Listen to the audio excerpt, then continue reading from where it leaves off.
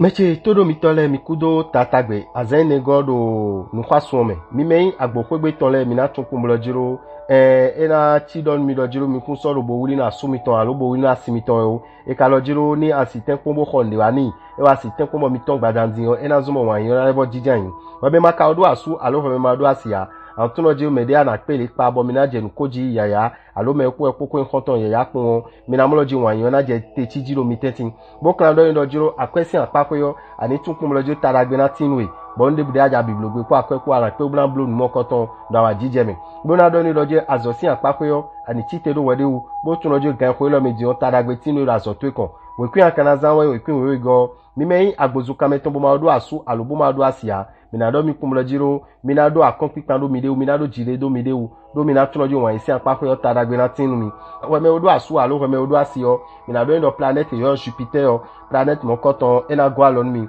bo wan isi apakoyo dude jina imiton fifa na do hwen do miton me akwese apakoyo mina don mi kumlo jiro sun odo di jiro mi ni ten kombo ni tame kon ganji chobon mi jande bublogbe kwa akwepo mina bibloto bo kan tun lo jiro dede onu emi lele gigina ti bo mina pe bo na biblo da zo miton kon we kwe mina zanwa ya foton kun pogo mi me we do bule o mi ni tun kun lo jiro nu kiko wa jije o ina jijo asupa si potenti tí wọ́n mi nà dọ́ mi kún bọ́lọ́ jíró mi ní túnlọ́ jíró mi mẹ́ makọ́nù bá kó mi sí kó mi mẹ́ ọmọlọ́ bá ti gidi kó wa gẹ́ kó ilọ́ mi di ọ́ mi nà mọ́lọ́ jẹ́ gbèsè àzàgbẹ́ fífa náà nà ọ̀hún ẹ̀dọ́ mi tọ́ mẹ́ mi kíláà dọ́ ọ̀hún ẹ̀ máa ọdún àṣù alode ma do asia bra do ndoje egbesi azangbe o ani lo nukunde do meloje emi na pe me de boy clean me dagbe nu mi planet yo do yura ni so de so e do mi na gwa lo ni ba ko amado nukunto ana emi moto amo ani blo de ko Neptune ko do ye no do me bio akwezi zan wutu mutu me eno ayin mu no aven me mi kra do lo jiro anu ganji la gbaza me yo ten kombo ni amlo ani do ganji boni pewe do weme e na zo ma na for formula level ganji bon de ajablo ana yin bibloto we kwi akana zan we kwi enego mi me kaya gasale mi na do mi kumlo jiro mi ni tun lo jiro wan isi apakoyo dude jina imiton nu kiko wa jije na imiton bo mi na tun lo jiro uve debudo mi teti o uve ni o mi na so do fide buna du bi on kiko me mi kan do mi do jiro akwesi apakoyo mi ni tun kumlo jiro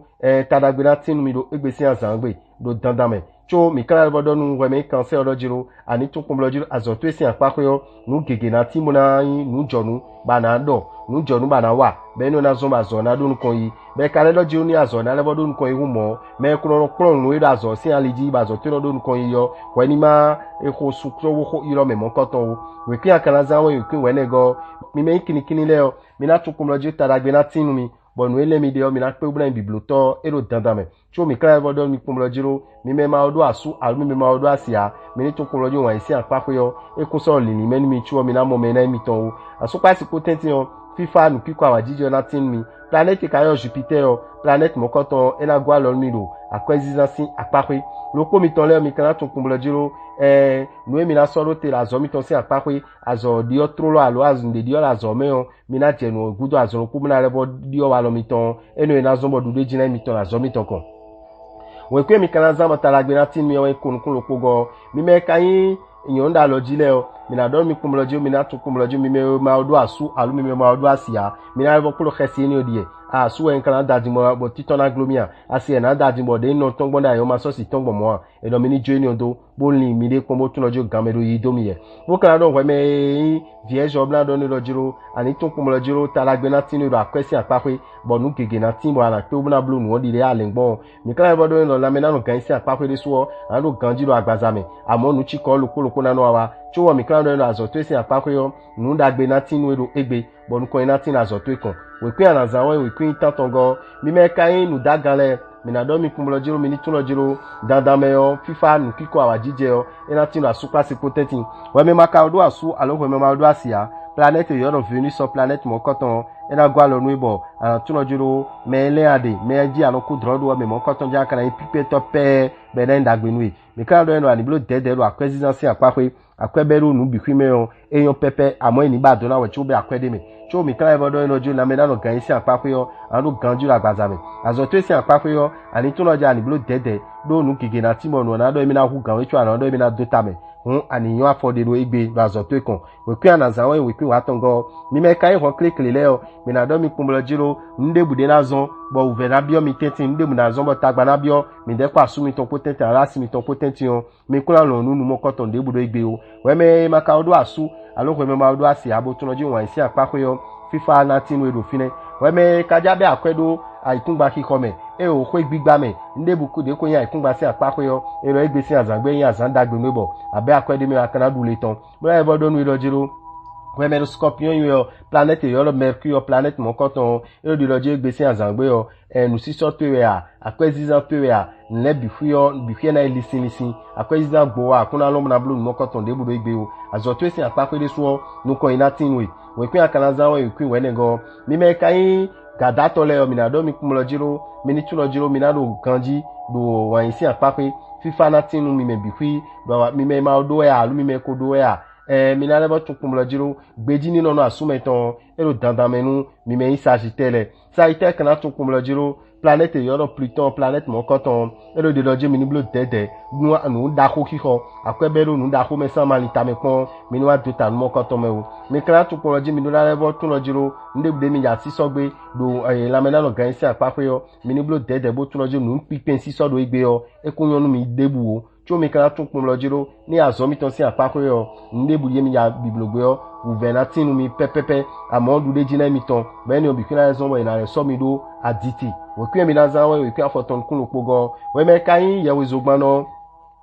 mina do no planète yo maso planète mon coton ena gwa lo no asupa se pole bo FIFA 19 mi bo elebo yon wa me de si se pon ena inu muna lo tajibo mi ma blo igbe ami kula ru ganji o mi ro ko mi ton de lo gbe mi ton se edinle o mi na tun kumolojiro akwesi apapo yo ena klebuna wa ndo apo muna be akwedo nde me o eno jiro mi ni ba garantie le bikwi bo tun mi be akwede me o kan le me mi do na ya akwe mi ton mama mezizana atindo sogudo bo kana do no do jiro la me na no gansi apapo de so ani blo dede bo tun do jiro ekun do jiro ero ganji la gbaza me kun eko fo o ndudu meton wala meton de sono zombo ganji ni no eno do me so e feeling lo po mi ton le mi kana do mi do jiro azon mi ton si apapo yo lili mi ton le lili dagbede mi na do e na zo bazo na do nu kon yi we kun akana za wa ya foton kun we go mi me kayin 50 le o mi na do mi no bi ni do gan pede Gandido miton ewe na zombo FIFA na no asupa se potenti gandido miton ewe na zombo kondo kona tin mi planète kayo Saturne planète mon koton e suro je mi na gwa lon mi bo mi na lo gandido agbazame amo mi ni blo dede bo tu lo jiro nu emi ja sisagbe minima do akive na din o nu emi ja akiko gbe o minima de akweton yin do din o lo nu o sin bezu mi do ne bo kala bodo mi do jiro azo sin apapo yo mi ni tun kum lo jiro tamelini si azo e na support gegero egbe bo eni we kan yin dude jin mi ton we kwi mi na zan wen kun kwa tongo we me kan we vi o mi na do mi do jiro ani tuno planète yo Saturne planète mo koton ena zomo FIFA na no asupa si potenti ena zomo kondo pona tin mi dandame yo mi kan do mi kum lo jiro wanyin polo nolo jide do me de wo ena lebo jide do hwen do mi to me do egbe planète yo Neptune planète mon coton e lo jiro mi jande bublogbe un mi ni ta be pon we tun bibloto e ma lo jan pon lo jiro e o no lo nja biblogbe bla be akwede me wutu o planète Jupiter yo e do jiro mi na gwa lon mi ba zo mi ton e na do nu kon yi do nu kon ina tin mi dandan mi ka do mi do jiro mi me lo poisson yin ele o ta dagbe na tin mi do ma li medin we kwe mi kana za mo ta dagbe na tin mi do igbe yo e we kwe atongo dame o rabitan ndogbe mi blo ma o gbero to FIFA ni kondo lo polo mi ton leji ina chen mi